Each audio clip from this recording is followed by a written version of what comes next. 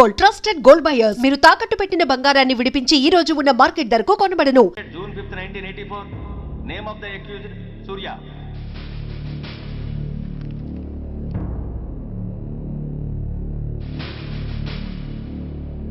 Proceed. Your honour, ఈ నేరస్తుడిని కఠినంగా శిక్షించండి అని వాదించడానికి కూడా ఒక్క నిమిషం ఆగి అతని వయసును సమీక్షించుకోవాల్సినంత చిన్న వయసులో ఇతను 2 హత్యలు చేశాడంటే మన న్యాయ వ్యవస్థ మొత్తం ఒక్కసారి మళ్లీ ఆలోచించుకోవాల్సిన పరిస్థితి ఏర్పడింది.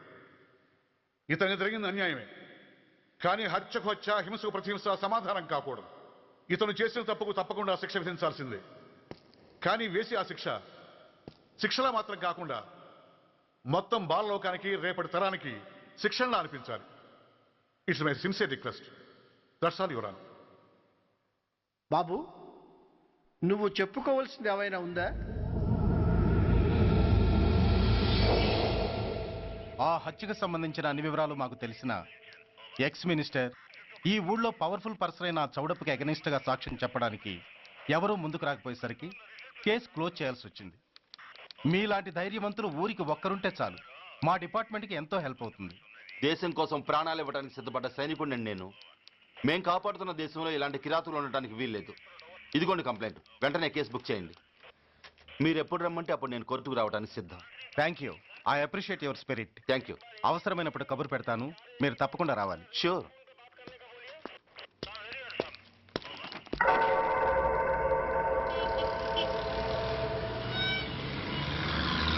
అవును సార్, రిపోర్ట్ ఇచ్చి వెళ్ళాడు. అడ్రస్ తెలుసు సార్, మిలిటరీలో పనిచేస్తాడంట. లీవ్ మీద ఇంటికి వచ్చాడు. వాడి సంగతి మేము చూసుకుంటాం సార్, మీరేం వరి అవ్వకండి. అరే, ఈ మాత్రం దానికి మీరెందుకు సార్, మేమెందుకున్నాం? తెల్లారేసరికి వాడు ఎన్కౌంటర్ అయిపోతాడు, సరేనా? ఓకే సార్, ఉంటారు సార్, నమస్తే.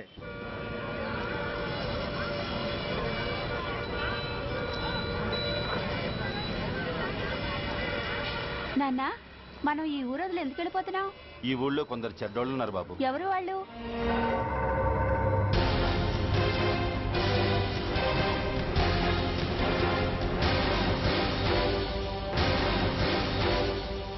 జై జవాన్.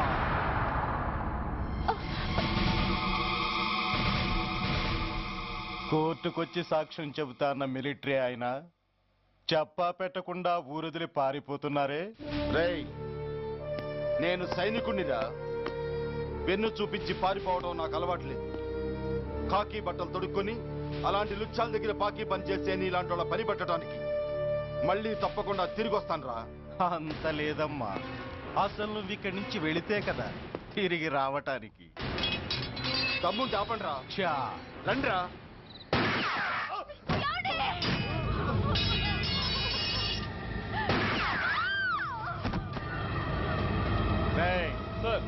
ఆ 2 శవాల్ని బస్సు వెనక టైర్ల కింద పడుకోబెట్టు.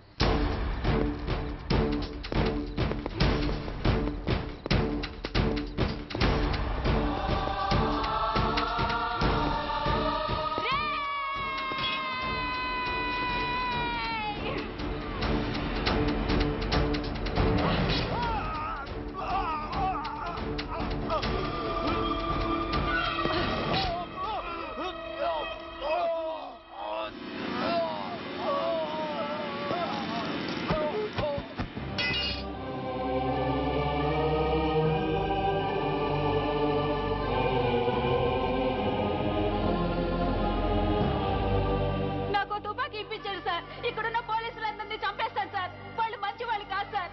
మా నాన్న దేశాన్ని కాపాడే సైనికుడు సార్. మా అమ్మని నాన్నని అన్యాయంగా చంపేశారు సార్ ఈ పోలీసులు. అసలు పోలీసు అని కూడా బతకూడదు సార్, బతకూడదు. నాకు తుపాకీ ఇప్పించండి సార్, ఇప్పించండి, ఇప్పించండి.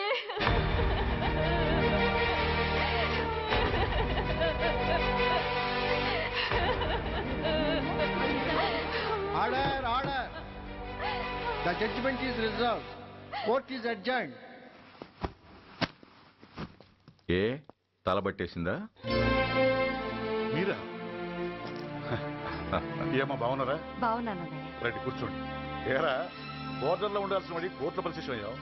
ఎంతసేపు అయింది వచ్చి? ఈ కేసు హియరింగ్ స్టార్ట్ అయ్యేసరికి వచ్చావన్నయ్య. ఇంతకీ ఆ అబ్బాయికి ఏం శిక్ష పడొచ్చు? ఏముందమ్మా, మైనర్ కాబట్టి కొన్నాళ్ళ పాటు రీఫార్మ్ స్కూల్ పంపించాల్సి ఉంటుంది. ఆ శిక్ష వేసేసి చేతులు దులిపేసుకుంటారు అంతేగా? నేరం చేసిన వాడికి శిక్ష వేయటం చేతులు దులుపుకోవడం ఎలా అవుతుందిరా? వాడు చేసింది తప్పు కాదని నీ అంతరాత్మకు తెలియదా? మన దృష్టిలో తప్పు కాకపోయినా చట్టం దృష్టిలో అది నేరం. దానికి శిక్ష వేయక తప్పదు. అసలు శిక్ష అనేది ఎందుకురా? మనిషిలో పరివర్తన తేవటానికి.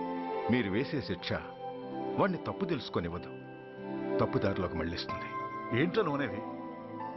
ఆ పసి మనసులో ఎంత ఆవేదన ఆవేశం ఉన్నాయో చూసావు కదా. శిక్షాకాలంలో అవి వాడితో పాటే పెరుగుతాయి తప్ప తరగవు. సమాజం మీద కక్షతో, వ్యవస్థ మీద హేట్రెడ్తో ఓ రెబల్గా సొసైటీలోకి వస్తాడు. దగ్గరకు తీసుకుని ఆదరించేవాళ్ళు లేక మరో క్రిమినల్గా తయారవుతాడు. ఇంతకీ నువ్వు అనేది ఏమిట్రా? మా కన్న కొడుకు ఎలాగూ పోయాడు, వాణ్ణి మేం పెంచుకుంటాం. Yes, we want to adopt him. I appreciate your humanity major Bhargav, but చట్టానికి విచారణ చేయటంలోనూ శిక్ష విధించటంలోనే కాదు, ఆ శిక్షను అమలు చేయటంలో కూడా కొన్ని పరిమితులు ఉంటాయి. శిక్షాకాలం పూర్తి కాకుండా అతన్ని మీకు హ్యాండ్ ఓవర్ చేయటం కష్టం అవుతుంది. ఇంతకీ ఆ కుర్రాడి మీద మీకు ఎందుకంత ఇంట్రెస్ట్? అతను ఓ సిన్సియర్ మిలిటరీ మ్యాన్ కొడుకు సార్. అంటే ఆ చనిపోయిన అతను? He was my subordinate sir. Oh I see. Okay, I will do one thing. ప్రస్తుతానికి ప్రొసీజర్ ప్రకారం అతన్ని రిఫార్మ్ స్కూల్కి పంపిద్దాం. ఈలోగా గవర్నమెంట్కి, లా అండ్ ఆర్డర్ డిపార్ట్మెంట్కి స్పెషల్ పర్మిషన్ కోసం అప్లై చేసి వాళ్ళని ఒప్పిస్తాను. ఆ తర్వాత అతన్ని మీరు తీసుకెళ్ళవచ్చు. Thank you very much sir. వస్తాం సార్. మంచిది. మేజర్ గారు, ఆ కుర్రాడిని మీరు ఏం చేద్దాం అనుకుంటున్నారు? ఏ డిపార్ట్మెంట్ అయితే అధికార దుర్వినియోగం చేసి ఓ నేరస్తుని తయారు చేసిందో అదే డిపార్ట్మెంట్లో చేరుస్తాను. I will make him an honest police officer. నిన్నేరా ఏంటి అలా చూస్తున్నావు?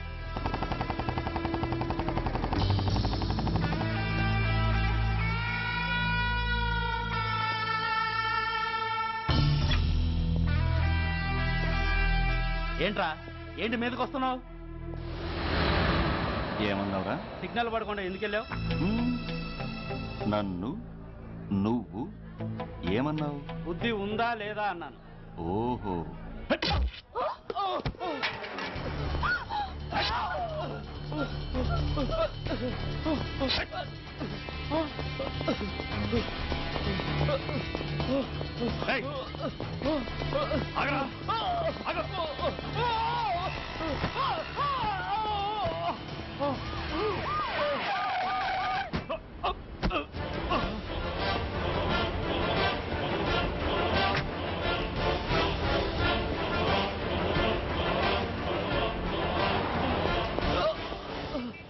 అతని హాస్పిటల్కి తీసుకెళ్ళండి. Drop the knife. కత్తి కింద పడై.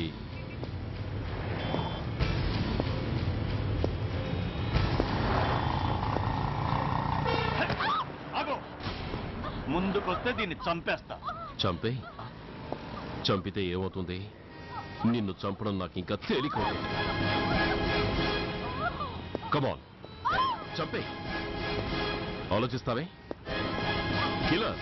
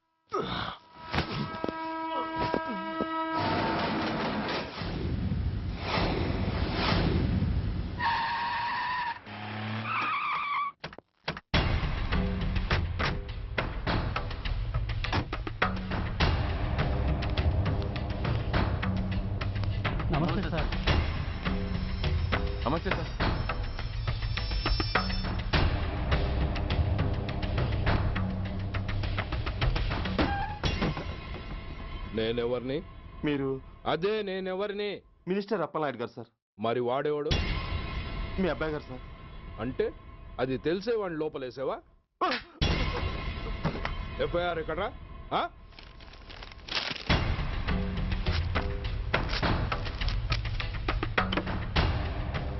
నువ్వే నా రైటర్వి? అవును సార్. నీకెన్ని గుండెలుంటే మా వాడి మీద ఎఫ్ఐఆర్ రాస్తారా? రే సెల్ తాళాలు ఎక్కడ్రా? ఇదిగోండి సార్. నీ అబ్బా నాకిస్తారా? ఇల్లు తెరువు.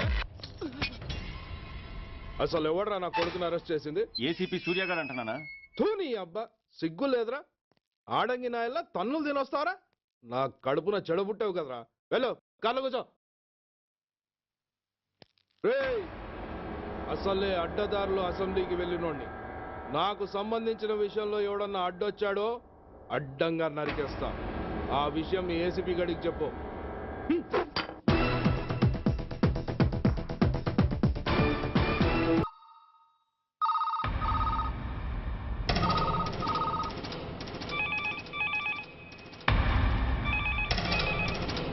Commissioner here.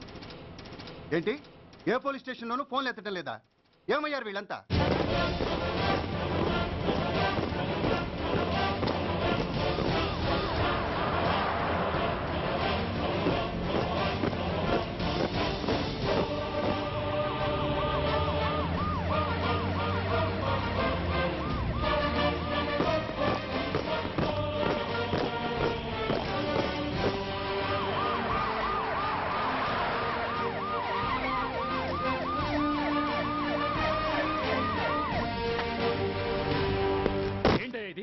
What is nonsense?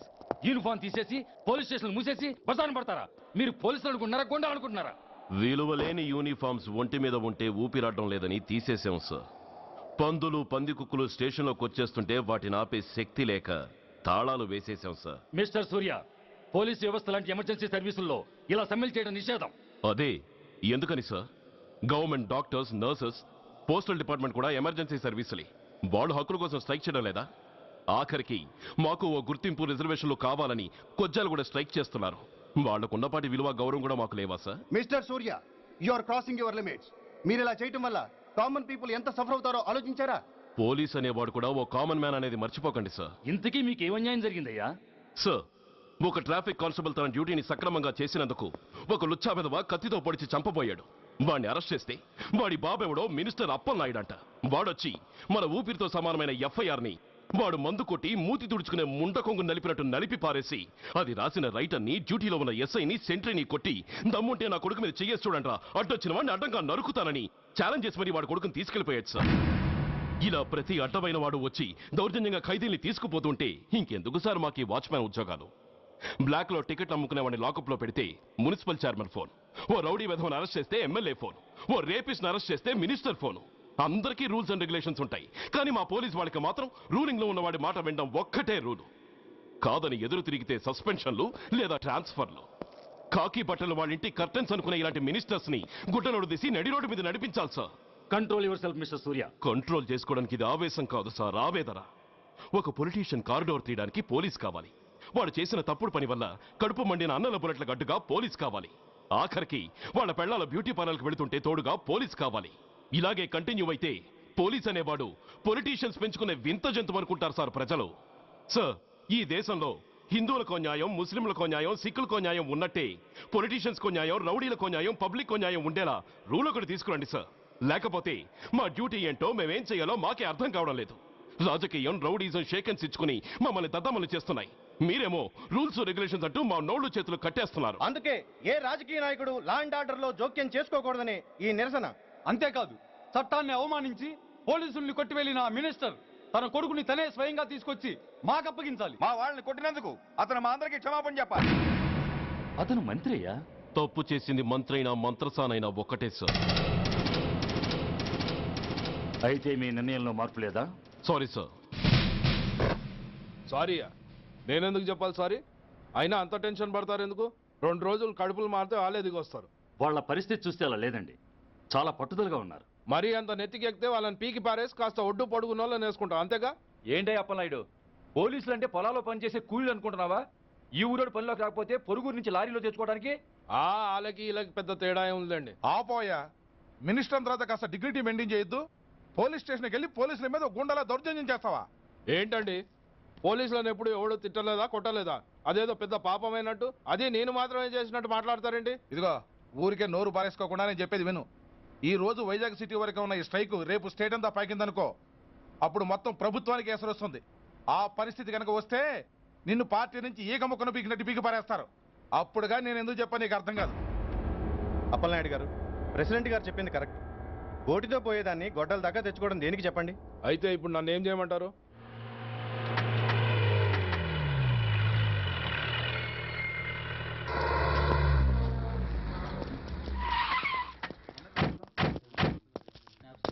Hello, మా ఈ నిరసన పబ్లిసిటీ కోసం కాదు, మా ప్రాబ్లం సాల్వ్ చేసుకోవడం కోసమని మీకు ముందే చెప్పాను. మళ్ళీ ఎందుకు వచ్చారు? మినిస్టర్ గారు రమ్మంటే రాకుండా ఎలా ఉండగలం సార్? మినిస్టరా? ఏ మినిస్టర్? అప్పలనాయుడు గారే సార్. అదిగో అప్పలనాయుడు గారు వచ్చేసారు, పదండి.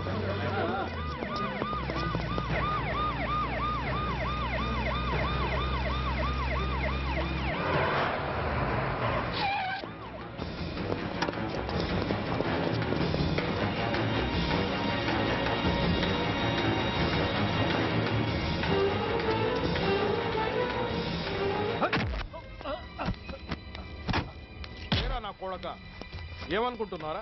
నువ్వేమన్నా పెద్ద రౌడీవా? నా పరువు తీసేసావు కదరా, నా కడుపును చెడబుట్టావు కదా. పోలీసులు అంటే ఎవరు అనుకుంటున్నారా? వాళ్ళు మనల్ని కాపాడేవాళ్ళరా, వాళ్ళనే అవమానిస్తావా? వెళ్ళరా, వెళ్ళి వాళ్ళ కాళ్ళ మీద పడి క్షమాపణ అడుగు, వెళ్ళవు. వీడు చేసిన వెధవ పని తెలియక కన్న తండ్రిగా తొందరపడి వీడిని తీసుకెళ్లాను. నిజం తెలిసాక ఓ బాధ్యత గల మంత్రిగా జరిగిన దానికి సారీ చెప్పి వీడిని మీకు అప్పగిస్తున్నాను. నన్ను క్షమించండి. చాలా థ్యాంక్స్ అండి.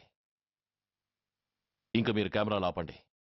మినిస్టర్ గారు మిమ్మల్ని పిలిపించిన కార్యక్రమం అయిపోయింది, మీరంతా బయలుదేరచ్చు ప్లీజ్. పిలవగానే వచ్చినందుకు మీ అందరికీ చాలా థ్యాంక్స్.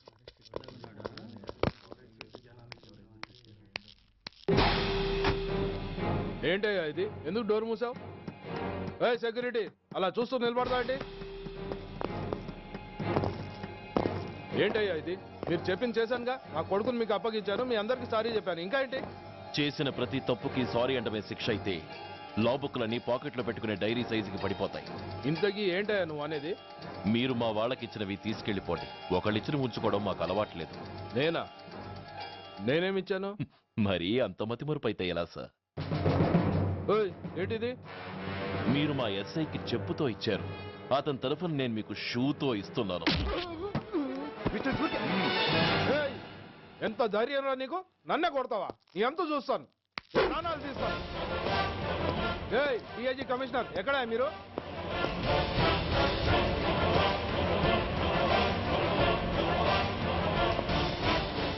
ఇది మా రైటర్కి ఇచ్చింది,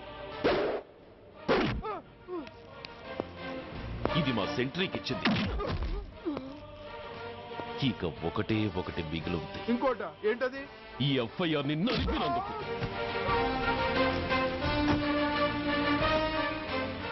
ఇక మీరు వెళ్ళండి. డ్రైవర్, వాడిని తీసుకెళ్లి లాకప్ లో పెట్టండి. ఇక మీరందరూ డ్యూటీలో జాయిన్ అవ్వచ్చు.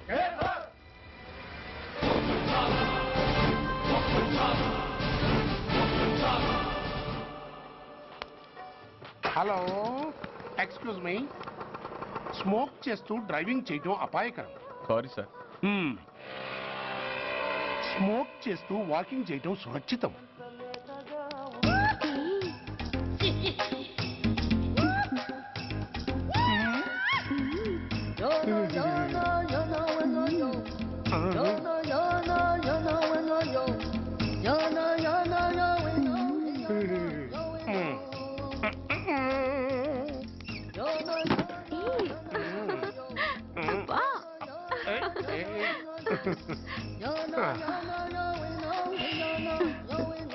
ఎలా ఉంది? అబ్బో సూపర్. తాపేశ్వరం కాజా అదిరింది. మరి నాకు ఇచ్చేస్తే నేను వెళ్ళిపోతా. ఏంటి ఇచ్చేది? నా పంతనానికి పేమెంట్.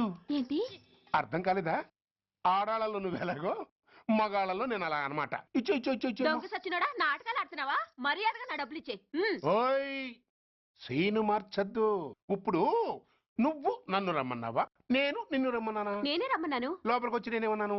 ఎంత అన్నావు? నువ్వేమన్నావు? 100 అన్నాను. కదా, అంటే నా పర్సనాలిటీకి నువ్వు కట్టిన రేటు 100 అన్నమాట. అదే నేను అడిగాను. ఇచ్చేమ్మా. ఏంట్రా ఓవర్ చేస్తున్నావు? మర్యాదగా నా 100 నాకు ఇవ్వు, లేకపోతే నా లంగా బొందికి నేను ఊరేసి చంపేస్తాను. Help help! కష్టాన్ని పడితే చంపేస్తానంటుంది. ఈ అన్యాయాన్ని ఎదుర్కొన్న నాదుడే లేడా? అరవకు. ఏదో మొగుడికి తెలియకుండా వారానికి ఒకసారి ఇక్కడికి వచ్చి గుట్టుగా బిజినెస్ చేసుకుంటున్నాను. నీకు దండం పెడతాను, నన్ను అలర్పాలు చేయమాక. నువ్వేమి ఇవ్వక్కర్లేదు, వెళ్ళిపో. మంది హైటెక్ బ్రెయిన్. నీ పేరు గంట గంగారత్నం, మీ ఆయన పేరు గంట గురునాథం. ఆడు ఎలక్ట్రిసిటీ బోర్డులో పనిచేస్తున్నాడు. డోర్ నెంబర్ 14/14, లింకు రోడ్డు, ఫిట్టింగులు పేట, విజయవాడ 2. ఇది నీ అడ్రస్. నేను మంచోని గనక కమిట్ అయిన 100తో అడ్జస్ట్ అయిపోతున్నాను. ఆలస్యమైందనుకో అది డబుల్ అయిపోద్ది. ఇచ్చే నోటు చేతిలో పెట్టు. థ్యాంక్స్. దున్నపోతులా ఉన్నావు, ఆడదాని ఉసురు పోసుకుంటున్నావు. ఎయిడ్స్ వచ్చి చస్తావు. Sorry, no chance. హెల్మెట్ లేకుండా నేను యుద్ధానికి వెళ్ళను. ఎత్ర నారీ వర్ధంతి తత్ర జీవనం సుఖాస్మనం. అంటే నాకేం తెలుసు? ఎప్పుడో విన్నాను, ఇప్పుడు అనాలనిపించింది అన్నాను. వస్తాను.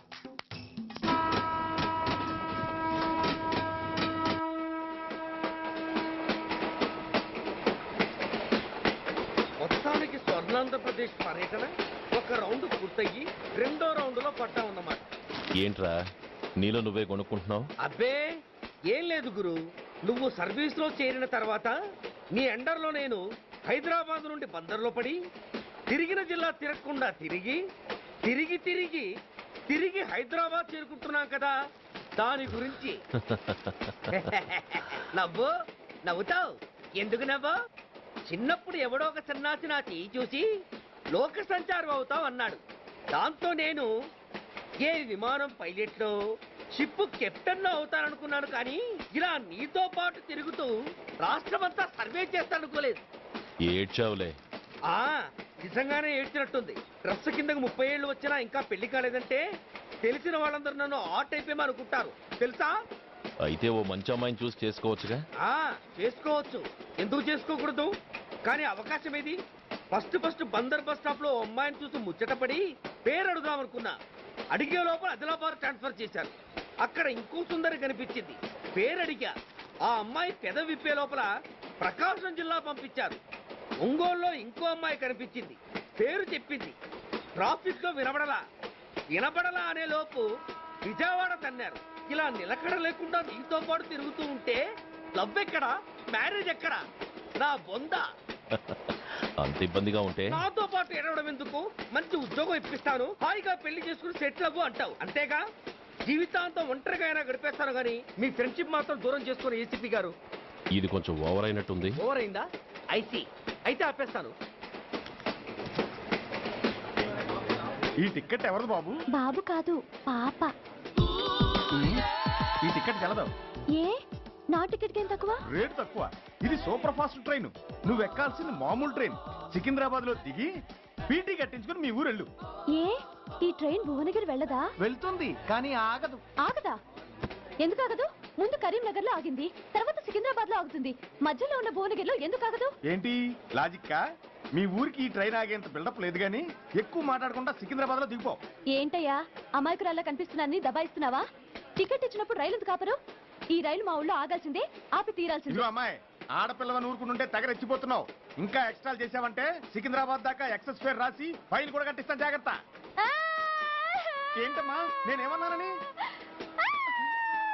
ఊరుకో తల్లి, ఊరుకో, నువ్వేం కట్టగర్లేదులే. ఏంటిది?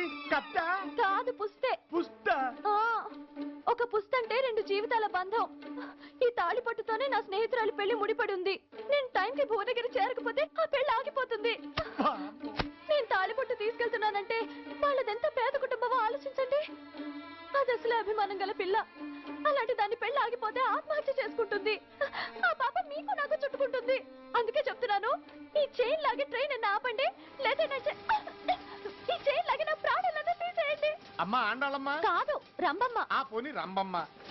ఆ చైన్ లాగి నా ఉద్యోగం పోగొట్టుకునే దమ్ము నాకు లేదు గాని గాడితో మాట్లాడి మీ ఊళ్ళో ట్రైన్ స్లోగా వెళ్ళేలా చేస్తాను. రన్నింగ్ లో దిగలవా? స్టేషన్ వచ్చేసింది, జాగ్రత్తగా దిగమ్మా. దిగ్గానే నీ సామాన్లు కింద పడేస్తాం.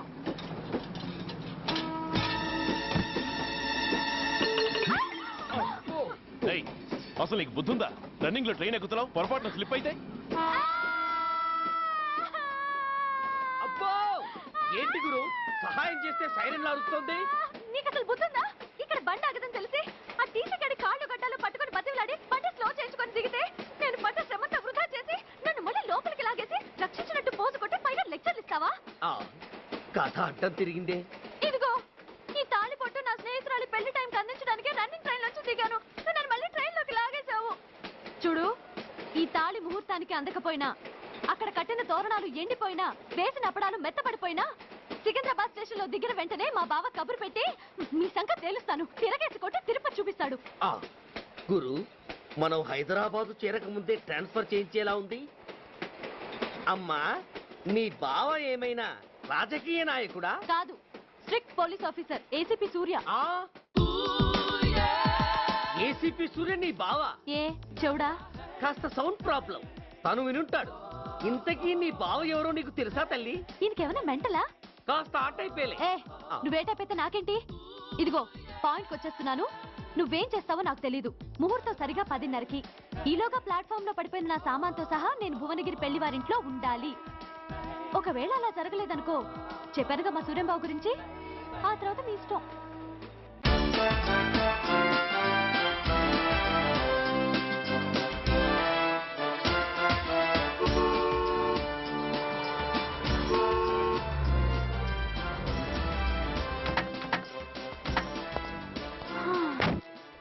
జురాసిక్ పార్క్ లో చిన్న డైనోసార్ లాగా ఏంటా లుక్కు? వెళ్ళి డిక్కీలో సామాన్లు తీసుకురా.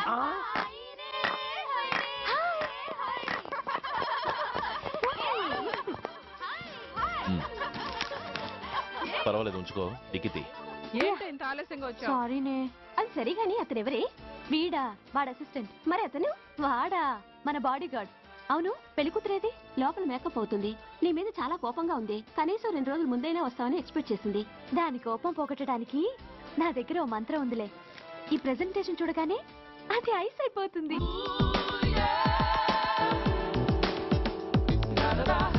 రండి, దాని దగ్గరికి వెళ్దాం. Hi uncle. నమస్తే సార్, వెల్కమ్ సార్. మీకు వైజాగ్ కార్డు పంపించారు సార్. పర్సనల్ గా చెబుదామని ఫోన్ కూడా చేశాను.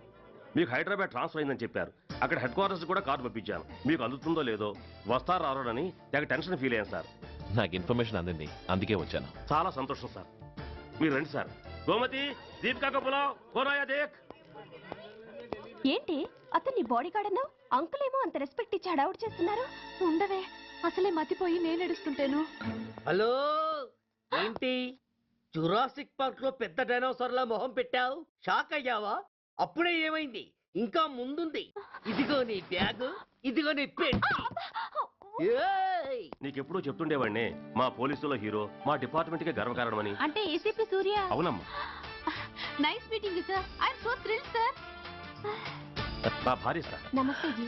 నమస్తే. మా అల్లుడు sir. Glad to meet you sir. వాళ్ళ father sir, ACP Suryan sir. Hello sir. ఏవే రమ్మా, ఇలా రావే. ఏ నిన్నే పిలుస్తుందే. నోరు ముయండి. Hello, calling. Go go.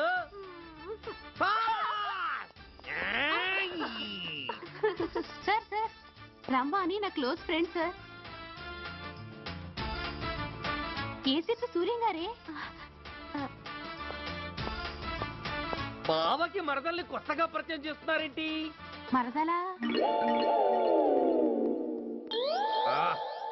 ఓహో, ఇది పెళ్లి మండపం కాదు, పెళ్లి కూతుళ్ళ ఫ్యాక్టరీ. ఇండియాలో ఉండే పెళ్లి కూతుళ్ళందరూ ఇక్కడే ఉన్నారు. ఇక్కడే ఇప్పుడే ఏదో ఒక అమ్మాయిని సెటప్ చేసుకుంటారు.